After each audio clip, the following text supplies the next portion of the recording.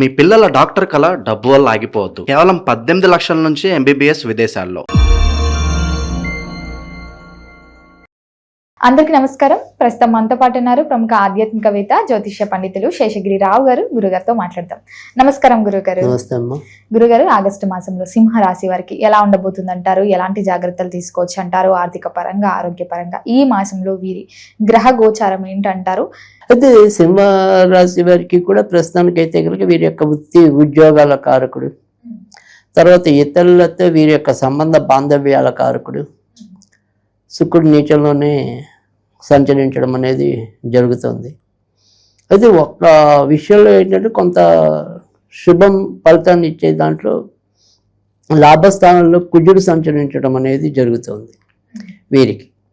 అందుకని మొత్తానికైతే కనుక వృత్తి ఉద్యోగాల్లో అంటే ఒక ఉద్యోగం పోయింది అనుకుందాం ఉదాహరణకి, మళ్ళీ అదృష్టవశాత్తు ఇంకో దాంట్లో కుదురుకోవటం అనేది అయితే జరుగుతుంది. సో ఆ కుజుడు ఒక్కడు బాగుండటం చేత అంటే మిగతా గ్రహాల్లో ఎక్కువ శాతం అయితే కనుక ఒకటి శుక్రుడు నీచంలో ఉండటం అనేది, తర్వాత బుధుడు కూడా కొంతవరకు వ్యయస్థానంలోనే ఆగస్టు 22 వరకు వ్యయంలో సంచరించడం అనేది, తర్వాత పంచమాధిపతి కూడా ప్రస్తుతం గురుడు వ్యయస్థానంలోనే సంచరించడం అనేది. సో ఇలా చూసినప్పుడు ధనాధిపతి లాభాధిపతి వ్యయంలో ఉన్నాడు ఆగస్టు 22 వరకు. సో ఖర్చులు ఊహకు అతీతంగా పెరిగిపోవటం అనేది జరుగుతుంది. తర్వాత కానీ ఆ ఖర్చుల్ని మనం నిర్ధారించుకోగలమా, ఓవర్కమ్ చేయగలమా అంటే అక్కడ కుజుడు ఒక్కడు వీళ్ళు నిలుపుతాడు. ఇప్పుడు అంతకితం కూడా గురుడు వీళ్ళు నిలిపాడు. ఒక ఏడాది అంతా కూడా వీళ్ళకి బాగుండకపోయినా గురుడు ఒక్కడు లాభస్థానంలో సంచరించడం వల్ల కొంత ఎదుర్కొని వచ్చారు. ఎన్ని ఇబ్బందులు పడినా కానీ కుజుడు ప్రస్తుతానికి ఈ నెలంతా కూడా ఉంటాడు. సో ఆయన వల్ల ఈ నెలంతా ఎలాగలా నెట్టుకొస్తారు అంతే తప్ప ఏ రోజుకి ఆ రోజే పరీక్షగానే ఉంటుంది. బట్ ఆ పరీక్షల్లో మనం తట్టుకుని నిలబడతామా అంటే నిలబడతాం అంతవరకే. మరి గురుగారు, విద్యార్థులకు ఎలా ఉంటుంది? రైట్, విద్యార్థులకి ముఖ్యంగా టెక్నికల్ రంగంలో ఉన్న విద్యార్థులకి అయితే కనుక చాలా మంచి ఫలితాలు ఉంటాయి కుజుడు వల్ల. సో ఈ వైద్య విద్యార్థులు కానీ, తర్వాత ఈ ఆర్టిఫిషియల్ ఇంటెలిజెన్సీలో ఉన్న వాళ్ళకి కానీ, డేటా సైన్స్ వాళ్ళకి కానీ కొద్దిగా సానుకూలత తక్కువ ఉంది. కానీ అదే ఇంజనీరింగ్ రంగంలో ఉన్న వారికి, తర్వాత ఏవైనా సరే ఈ స్పెషల్ కోర్సులు ఉంటాయి, అంటే ఏమంటాం ఇంటీరియర్ డెకరేషన్ సంబంధించినవి ఉంటాయి కొన్ని కోర్సులు, డిప్లొమా కోర్సులు, అలాంటి వాళ్ళకి మంచి ఫలితాలు ఉంటాయి. కానీ వైద్య రంగంలో ఉన్న వారికి, ఆర్టిఫిషియల్ ఇంటెలిజెన్సీలో ఉన్న వాళ్ళకి, డేటా సైన్స్ అలాంటి వాళ్ళకి అంత బాగుండదు. ఓకే, మరి ఉద్యోగ రంగంలో ఉన్న వారికి ఎలా ఉంటుందంటారు? నిరుద్యోగుల పరిస్థితి ఏంటంటారు? కొత్త ఉద్యోగ అవకాశాలు దక్కే అవకాశం ఉందంటారా ఈ మాసంలో? రైట్, అంటే కొత్తగా ఉద్యోగం రావాలి అనుకునే వాళ్ళకి కొద్దిగా కష్టంగానే ఉంది. ఎందుకంటే ప్రస్తుతం శుక్రుడు నేచర్లో మనకి వెళ్తున్నాడు అని చెప్పినాం. ఆగస్టు 2 నుంచి వీళ్ళ ఉద్యోగాల కారకుడు శుక్రుడు అవటం. తర్వాత రెండోది వచ్చేప్పటికి ఏంటంటే కాకపోతే ఆ శుక్రుడు ఏమంటాం వీళ్ళకి ధనస్థానంలోనే నీచిపడి ఉన్నాడు. అందుకని వీళ్ళు ఆశించినంత పెద్ద జాబులు రావు, కానీ ఏదో చిన్న చితక జాబులు రావడానికి ఉంటుంది. అంటే ఏదో చేరిపోవటం చేరిపోదాం అన్నట్టుగా చేరిపోవాలి తప్ప వీళ్ళ ఆశయాలకి తగినంత ఉన్నతమైన ఉద్యోగాలు అయితే రావు. సో ముందు చేరితే అనుభవం వస్తుందనో, అసలు ఖాళీగా ఉండటం ఎందుకనో అలా చేరిపోవాలి రాజీపడి, కాంప్రమైజ్ అయ్యి. కానీ జనరల్గా సింహరాశి వారికి కొద్దిగా కాంప్రమైజ్ అయ్యే గుణం తక్కువ ఉంటుంది. ఎందుకంటే వాళ్ళకి ఉన్నా లేకపోయినా కొద్దిగా బ్యాషిజం ఉంటుంది. నేనేంటి ఇంత చదువుకుని ఈ చిన్న జాబ్ చేయటం ఏంటి, అలాంటి ఆలోచనలు ఉంటాయి. సో అందుకని అలాంటి లేకుండా కొంత దిగిపోదాం అనుకునే వాళ్ళకైతే వస్తుంది జాబ్. సో వాళ్ళకి వాళ్ళు పరిమితులు పెట్టుకుంటే వచ్చే అవకాశాలు చాలా తక్కువ ఉంటాయి ఈ నెల. మరి గురుగారు, ఎవరికైతే వివాహం జరగలేదో, వివాహ ప్రయత్నాలు చేస్తున్నారు, వివాహ యోగం ఉందంటారా మరి? రైట్, అంటే వీళ్ళకి ప్రస్తుతం అష్టమ శని అనేది ఒకటి నడవటం అనేది, అంటే వీళ్ళ వివాహ కారకుడే శని, ఆయన అష్టమంలో కూర్చున్నాడు. అష్టమ శనిగా కూడా సింహరాశికి చెప్తున్నాం. అంటే దానివల్ల అంత మంచి ఫలితాలు ఉండవు. తర్వాత రెండోది వచ్చేప్పటికి ఈ రాశిలో కేతు ఉండటం, సప్తమ స్థానంలో రాహు ఉండటం, ఇది కూడా సంబంధాలు దగ్గర తీసుకొచ్చి ఇవన్నీ పరిస్థితి ఎక్కువగా ఉంటుంది. సో ఏదైనా సరే స్వతంత్ర వివాహాలు చేసుకునే వాళ్ళకి, దౌర్జన్య వివాహాలు చేసుకునే వాళ్ళకి అనుకూలత ఉంటుంది. అంటే దౌర్జన్య వివాహాలు అంటే ఎక్కడొక్కడ అమ్మాయిని తీసుకుని వెళ్ళిపోయి అబ్బాయిని తీసుకుని వేరే చోట వెళ్ళిపోతుంటే అంటే ఆ ప్రేమలో కూడా దౌర్జన్య వివాహం అంటే గంధర్వ వివాహం అనుకోండి, ఏదైనా రాక్షస వివాహాలని మనకి వివాహ సంస్కృతిలో 4-5 రకాలు ఉంటాయి. వివాహాలు కూడా అంతేగా, అందులో రాక్షస వివాహం అనేది ఒకటి. అప్పుడు ఆ మధ్య అదే సమానంతా చేసుకున్న వివాహం ఏ కోవకు వస్తుందని పెద్ద ఈ మన మీడియా అంతా మోగింది కదా. సో అలా వివాహాల్లో కొన్ని రకాలు ఉంటాయి. సో అలాంటి వివాహాల్లో అదొక వివాహం, రాక్షస వివాహం అనేది జరగబోతుంది. అది. సో అలాంటి వాళ్ళకి కొంత నెరవేరే అవకాశాలు ఉంటాయి తప్ప ఏదో చక్కగా సంప్రదాయబద్ధంగా చేసుకుంటాం, అందరినీ మెప్పించి చేసుకుందాం, ఒక పద్ధతిలో చేసుకుందాం అనుకునే వాళ్ళకి మాత్రం అంత పద్ధతిలో వెళ్ళే పరిస్థితి కనిపించడం లేదు. మరి సంతాన యోగం కూడా ఉందంటారా? సంతాన స్థానాధిపతి వచ్చేప్పటికి గురుడు. సో గురుడు వ్యయ స్థానంలోనే ఉండటం అనేది జరిగింది. కానీ రేవతి నక్షత్రంలో ఉంటాడు కాబట్టి ఆగస్టు 22వ తారీఖు తర్వాత నుంచి ఆశ్లేష నక్షత్రంలో ఉంటాడు.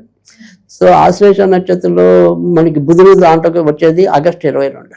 సో ఆగస్టు 22 నుంచి మంచి ఫలితాలు ఉంటాయి సంతానం కావాలి అనుకునే వాళ్ళకి. సో పుష్యమి నక్షత్రంలో శని అష్టమంలో ఉన్నాడు కాబట్టి సంతానానికి ఇప్పుడు ఆగస్టు 22 దాకా ఈవెన్ సంతానం ఉన్న వాళ్ళకి కూడా సంతాన పరంగా ఏవో రకమైన చిక్కులు ఉంటాయి. సో అంటే వాళ్ళు మొండిగా ఉండటం కానీ, తిక్కగా ఉండటం, మధ్య మధ్యలో అనారోగ్యాలు వస్తూ ఉండటం. సో ఇవన్నీ ఆగస్టు 22 తర్వాత నుంచి ఉన్న పిల్లలు బాగుండడానికి, కొత్తగా పిల్లలు కావాలనుకునే వాళ్ళకి ఇద్దరికి సానుకూలత ఉంటుంది. సో ఏదైనా 3వ వారం అనుకోండి, 3వ వారం నుంచి శుభ ఫలితాలు. మరి గురువుగారు, కుటుంబ వాతావరణం కూడా ఎలా ఉంటుందంటారు? ఈ మాసంలో కుటుంబం పట్ల ఎలాంటి జాగ్రత్తలు తీసుకోవచ్చు అంటారు? అంటే కుటుంబం అనేది ఎప్పుడైనా సరే వీళ్ళకి పాప అంతంత మాత్రంగానే గత కొద్ది సంవత్సరాలుగా కనపడుతుంది. అంటే కుటుంబంలో ఎవరినో ఒకరిని పోగొట్టుకోవటాలు అవ్వచ్చు, లేదా వాళ్ళకి పోయేంత సుస్థితులు రావటాలు అవ్వచ్చు, చెడు ఉండొచ్చు, లేదా చెడు దాకా వెళ్ళే పరిస్థితి. సో అలా అమ్మయ్య చెంబళ్ళ ఊపిరి ఏదో మానసికంగా అంతే తప్ప అంత ఆనందంగా వీళ్ళైతే లేరు సింహరాశి వాళ్ళు. ఏదో ధనం వస్తుంది, ఖర్చు పెట్టుకుంటున్నారు అవసరానికి ఇబ్బంది పడకుండా. అంటే ఇంతకు ముందు చెప్పాను, అంతకు ముందున్న లాభస్థానంలో గురుడు గోచారం వల్ల కొన్ని తట్టుకుని నిలబడ్డారు, అది చెడైనా మంచి అయినా. సో ఇప్పుడు అదే రకంగా కుజుడు ఉన్నాడు, ఇప్పుడు భాగ్యాధిపతి కుజుడు లాభంలో ఉన్నాడు. అందుకని అదృష్టవశాత్తు చివరి నిమిషంలో బయటపడటం అంటే ఒక పెద్ద ప్రమాదం ఉంది. వీళ్ళ కారంతా తొక్కలు అయిపోతుంది, వీళ్ళ మటుకు సేఫ్. సో అది ఆ రకమైన అదృష్టమే తప్ప ఏదైనా సరే ఇలా ఖర్చు విపరీతం. ఆర్థిక పరంగా ఎక్కువ ఖర్చు ఉందంటారా? మరి అంతేగా బాగా ఈ మాసమే కాదు, గత కొద్ది నెలలుగా ఇదే పరిస్థితి వీళ్ళకి. రేపు ఇంకో నెలలు చెప్పమని ఇంచుమించు ఇవే ఉంటాయి. సో ప్రతి నెల గురువు గారు ఇదే చెప్తున్నారంటే కొన్నాళ్ళు ఇవే ఉంటాయి. సో ఎప్పటిదాకా ఉంటాయంటే ఇంచుమించుగా ఉంటాయి, వచ్చే సంవత్సరం జూన్ దాకా కూడా ఉంటాయి. వీళ్ళకి ఇప్పుడు అర్ధాష్టమ శని నడుస్తుంది, అష్టమ శని నడుస్తుంది, అష్టమ శని నడుస్తుంది. తర్వాత ఎక్కువగా ఇప్పుడు మనకి ఉపయోగపడే శుక్రుడు వీళ్ళకి నీచంలో ఉన్నాడు. తర్వాత ధన లాభాధిపతి ఇప్పుడు ప్రస్తుతం వ్యయంలో ఉన్నాడు. సో ఏది పరిపూర్ణంగా మంచి ఇచ్చేలాగా లేదు. ఒక కుజుడు అంటే ఒక ఏమంటాం, అన్ని లక్ష్ములు పోయినా నాకు ధైర్యలక్ష్మి ఒకటి ఉంటే చాలు అని చెప్పాడు అప్పుడు ఆ మహారాజు. ఆ ధైర్యలక్ష్మిని అంటు పెట్టుకుని మిగతావన్నీ జయించాడు. సో అలాగే ఇప్పుడు వీళ్ళకి భాగ్యాధిపతి ఒకడు ఇప్పుడు బాగున్నాడు అక్కడ లాభస్థానంలో. అందుకని ఆ భాగ్యాన్ని నెట్టుకుని అలాగలాగా నెట్టుకొస్తారు. సో అమ్మయ్య పరువు పోకుండా కాపాడబడ్డాం. లేదు మా అమ్మగారు ఈ వ్యాధి వచ్చినా మళ్ళీ బయటకు వచ్చారు, అలా తృప్తి పడాలే తప్ప ఏదైనా సరే కొంతవరకు ఫైట్తోనే ముందుకెళ్లే పరిస్థితి సింహరాశి వాళ్ళకి ఎక్కువగా ఉంది.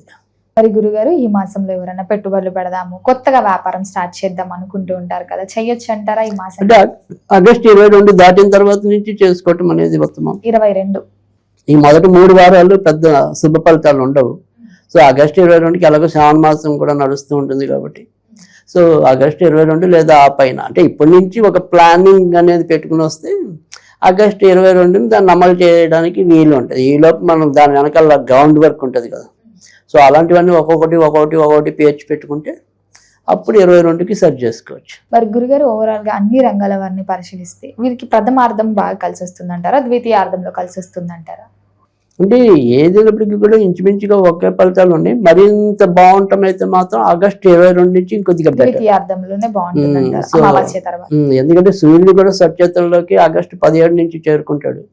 బుధుడు కూడా సింహంలోకి ఆగస్టు 22 నుంచి చేరుకుంటాడు. సో ఎలా చూసుకున్నా మొదట అర్ధ భాగం కన్నా కూడా తర్వాత క్రమేపీ రెండో అర్ధ భాగం నుంచి మరింత మంచి ఫలితాలు సింహరాశికి ఉన్నాయి. గురుగారు, మరి మొత్తం మీద ఈ మాసంలో ఏ దైవ నామస్మరణ చేస్తే బాగుంటుంది అంటారు? ఎలాంటి పరిహారాలు చేసుకుంటే సింహరాశి వారికి ఈ మాసం కలిసి వస్తుంది అంటారు? తప్పకుండా గజలక్ష్మిని పూజించడం వల్ల వీరికి ఎక్కువ మంచి ఫలితాలు రావటం అనేది ఉంటుంది. సో వీళ్ళకి అపకీర్తి కలగకుండా ఉండడానికి, తర్వాత మనం ఇందాక చెప్పుకునే అంత డబ్బు వచ్చినా కూడా అంటే గజాశైర్యం అంటాం. అంటే ఏనుగు అంత అవసరం వచ్చినా కూడా అది వీళ్ళకి నిలుస్తుందో లేదో తెలియని పరిస్థితి వీళ్ళకుండే ఖర్చులు.